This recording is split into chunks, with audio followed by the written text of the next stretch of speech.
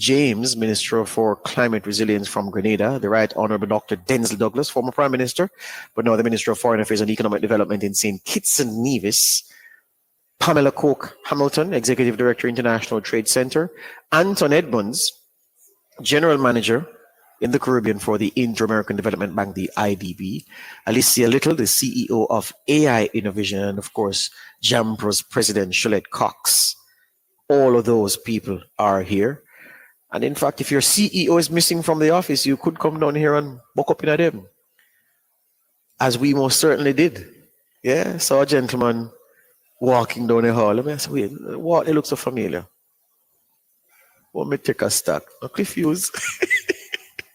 So I said, Reggie, you abandon your work and make me have to come on mobile, come do your work for you. He said to me, say, but you know I am an investor. I say, yes, I know you're an investor. I know you're a businessman. You're not just a journalist, you're a businessman. So I said, well, I have to be here seeking opportunities for my business, you know. So I am wearing a different hat today. So Clifton is in the room as a delegate. And he says that talks are going well. I don't know what that means. I'm going to get details from him in short order. So I tell him that if he wants an interview, he needs to talk to my marketing officer who's here and call our sales rep to get our very competitive rates, because we're going to give a free interview per nationwide. I understand. What good on him that he's here. Listeners, yesterday, after what we saw in the streets, I had a conversation with my colleagues at Nationwide, and I was suggesting to them what the opposition's response to what happened yesterday could have been. I said to them that, look, the Prime Minister's move was brilliant. The government's move was brilliant. And you heard me yesterday morning saying that the game has changed from a game of checkers, a game of draft with buckle stopper on a piece of board. Man, I play chess now, sir.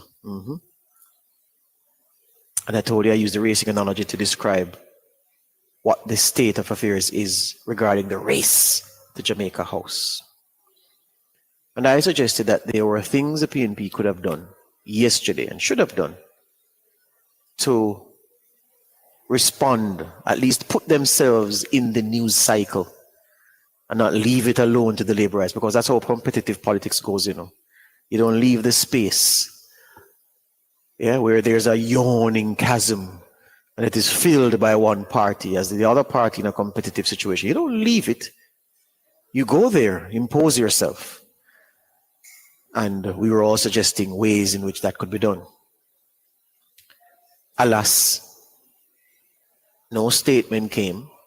Still not too late, but yesterday would have been the best time. Never a bad time, but yesterday would have been the best time. No statement came.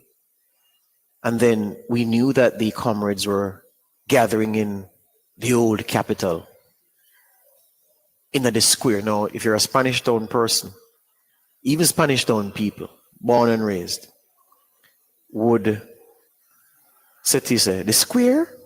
And they would tell you that the square would be that area where Burke Road meets Young Street. Right at the gas station, so you have the Sagicor Shopping Center over here, the gas station there, and then you have the Higlas, you go down to the TST, that's right, that's the square.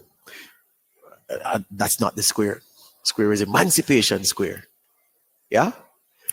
And near the archives, yeah? So around there, that's where the PNP gathered. And to my disappointment, none of the things that we debated as a news group yesterday about the likely substance of the PNP's response emerged.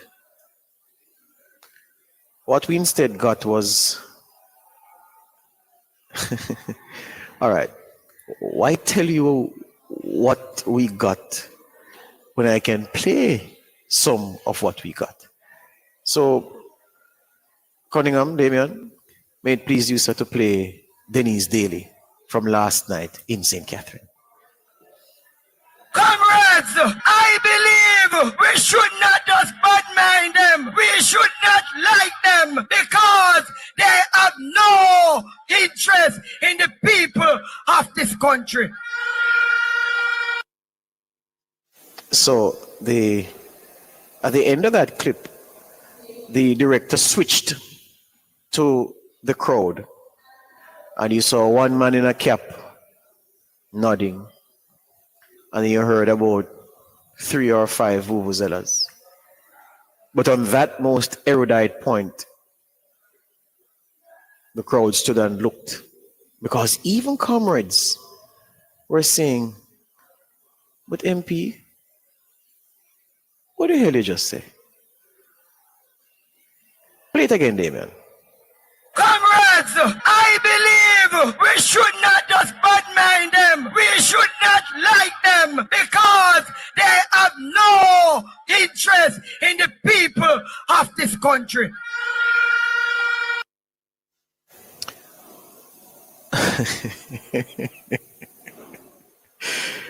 Oh boy.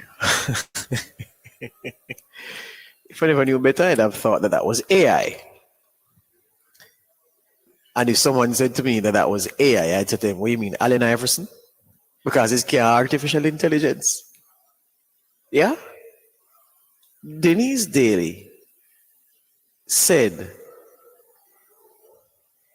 that we must not only badmind them, stick up in.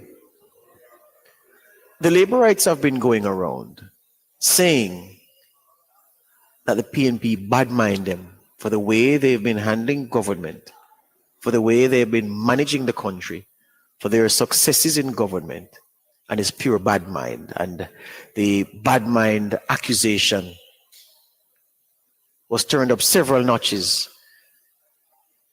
in the wake of the kerfuffle over the rural school bus program. And you saw Darrell Vaz starting to wear the anti-bad mind t-shirt everywhere he went. The Prime Minister saying the PNP bad mind, JLP official after official saying the PNP bad mind. The PNP's General Secretary, as he should, defended his team's conduct and said, no, what do you mean by bad mind? We're not bad mind. And he showed a strong, robust denial, as is his wont when he is defending the PNP, robust and strong, Dr. Dayton Campbell. Rejecting this notion that the PNP bad mind, only to hear one of his own admit that the PNP indeed bad mind. Play it again, Damien. Comrades, I believe we should not just badmind them. We should not like them because they have no interest in the people of this country. And I know how things work, making speeches, I know that sometimes in the heat of the moment, you might not quite have lyrics, but you're pressing on because you're talking because something will come. And you're just talking, hoping that something sensible will come. And sometimes something sensible does not come. Because it would be a very, very, very, very jaundiced view from a comrade to say that what came from the MP from Eastern St. Catherine made sense. You realize I don't go on analyzing the rest of that clip yet. I've stopped at the point that we must not only badmind them. Because that statement is telling. I don't think Denise Daly was reaching for anything when she said that. I think it was a reflection of the soul. And the admission that the PNP badmined the JLP What the young artist name again? Pablo YG did say on the fix. You see what you did do and what you did say? Care about. So that care about, that can't be erased. So we don't have to wonder anymore if there is bad mind because the admission came in Emancipation Square on Wednesday night. Producer says, break. You don't go anywhere. I'll be back with more.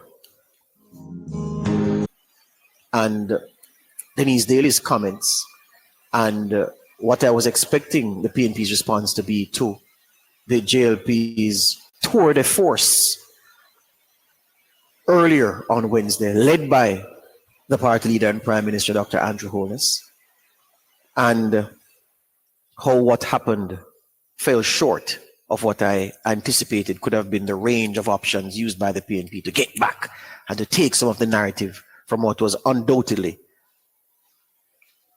the high point of the JLP's bid for re-election thus far. You know, there are many words to describe heights. You know, you could say just height, you could say zenith, you could say apogee, you know, APOGEE, yeah? To talk about the very top pinnacle, whatever word you want to use. That was the JLP's high watermark so far. And sadly, the PNP chose to not take the opportunity to match that on Wednesday, because what was said from the platform on Wednesday night didn't rise to the level. Yeah? The rice never swell last night for the PNP in Spanish Town, St. Catherine. No,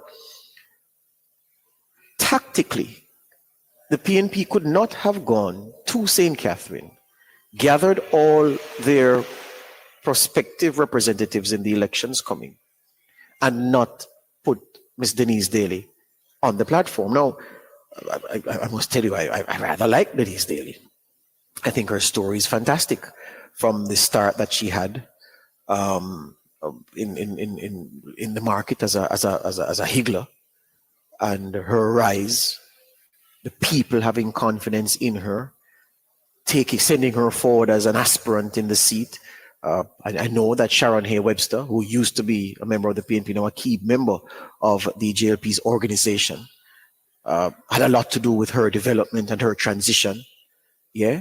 And she's gotten the mandate of the people. And anybody who gets the mandate from the people, you have to respect, because people believe in her. So no arguments about that. But tactically, the PNP could not have said, well, Denise, you can't speak here in your parish, in your backyard. So she had to take the platform. But you see, the risk sometime with giving the platform to some people is that they may make comments that not only jar, but are not in keeping with the line of narrative that a party is looking to hold. And in that moment, in that speech, Denise Daly did not do the side any favors on Wednesday. I want Damien to punch it one last time because I have to analyze the rest of the comment. So let's go, Damien. Comrades, I believe we should not just badmind them. We should not like them because they have no interest in the people of this country. So she's saying we should not like them. So comrades should not like labor rights. To say that that is problematic is understating matters criminally. What kind of argument is that? I'm going to give her the benefit of the doubt and say that part of it was misspeak, and she never meant it to come out that way. Because I find it hard to accept that a member of our parliament, one of our leaders in this country, would give a charge like that to supporters in the febrile atmosphere that is created by competitive, partisan political considerations. we should not like them. And, at a different time, maybe I would have called for the party secretariat to, just to explain away and to fix up that part of the comment. But it's a futile call. It won't happen. So I won't make it. But that ought not to be part of the political narrative in modern Jamaica, because it is incendiary. It is potentially damaging. And I've already said incendiary, so to say it's a potential flashpoint would be useless, because incendiary covers that. And in this period where people are tearing down billboards and tensions are high, you don't want a charge like that to be made to supporters, and for the other side to hear it and say, oh, so when I tell them, say them not like we, all right, watch the style, we're not gonna like on either, and then that will manifest into something that we all don't want to have to encounter.